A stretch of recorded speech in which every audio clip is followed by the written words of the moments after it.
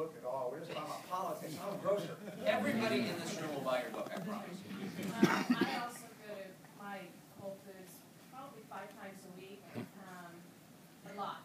I'm a stay-at-home mom. I go to the grocery store a lot. And I get to know all the cashiers. I know the manager. My question to you is, how do you pick the charities that you give to through, there's several different, I think, throughout the year, and they last quite a long time. The stores pick them. The stores pick them?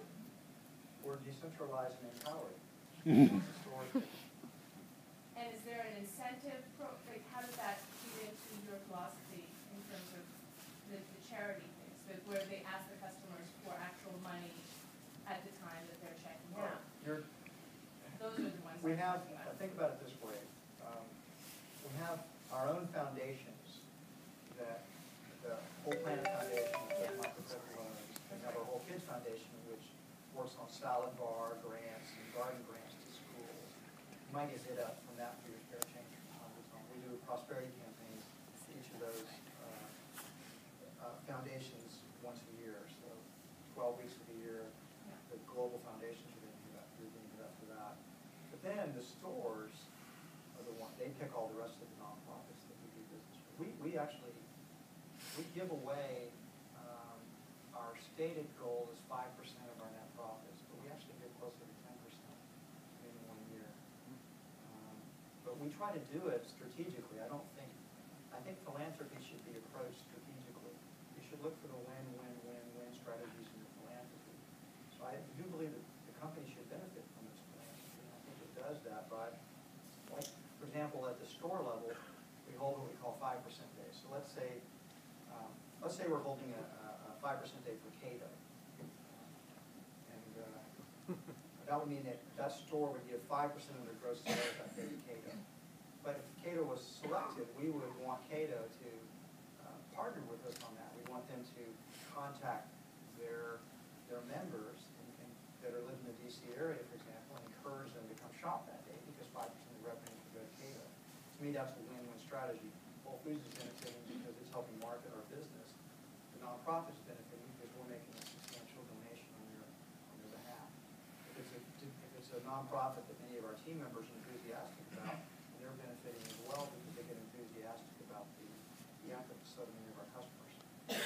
I don't know if Cato would qualify.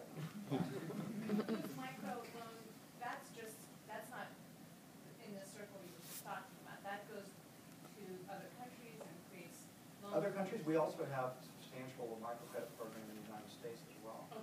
We're in lots of cities. We're up in New York, New Orleans. In fact, I think we've got 16 cities targeted for microcredit loans supporting the U.S.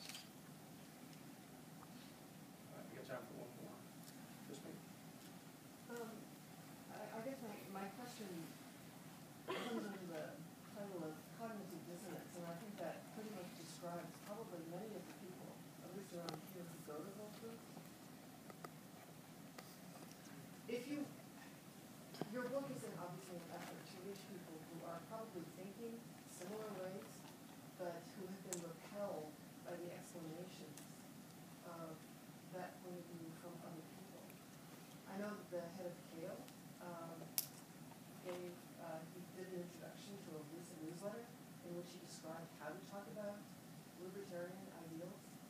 But the fact is that if I live in the district, if I talk to this about this with people, they don't want to hear it. They love shopping at Whole Foods, but they don't want to hear it. There is an enormous barrier. So I guess my question is, other than someone in your position who goes around and gives speeches, what would an ordinary person, how do ordinary people describe the sort of ideals that you're talking about, not with reference to fancy philosophers or anything else? I mean, it's simple. That's why we've written the book. The book is targeted primarily to business people. It's not targeted to, most people are not interested in reading about business. Business people, I know because I've signed thousands of books, and most of the ones that I've signed are from other business people. And they, for the most part, love the book. And they business for what it truly is, heroic. Business is the greatest value creator in the world.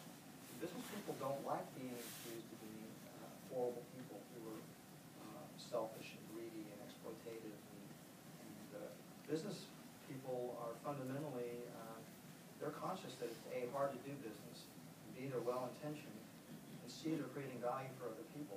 They just haven't known how to articulate it, because business people are it's interesting to call business people, busy people. They're doers, they're not necessarily thinkers. So we're providing them with, hopefully, an intellectual framework as well as arguments they can make. Mostly we want them to start feeling good about themselves. And no, if you're always accused of these things, you begin to act that way. The way business is described actually becomes almost self-fulfilling. So business is going to have to start this revolution where it needs to start, with business people waking up to who they are, the good that they're doing in the world, and begin to push back against the critics. I'm trying to set that example myself. Taking a lot of bullets for doing it. But I think that's what needs to happen. And I don't think, as much as I admire think tanks like Cato, the Reason Foundation, etc.,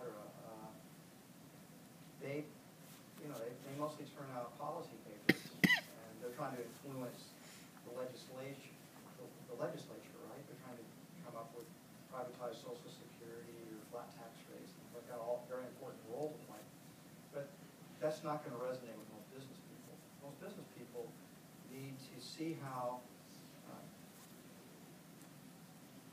they are in the world and how they could be and how they should be. And we've outlined a strategy that will lead to greater business success while also resulting in a different way of thinking about business in the larger society.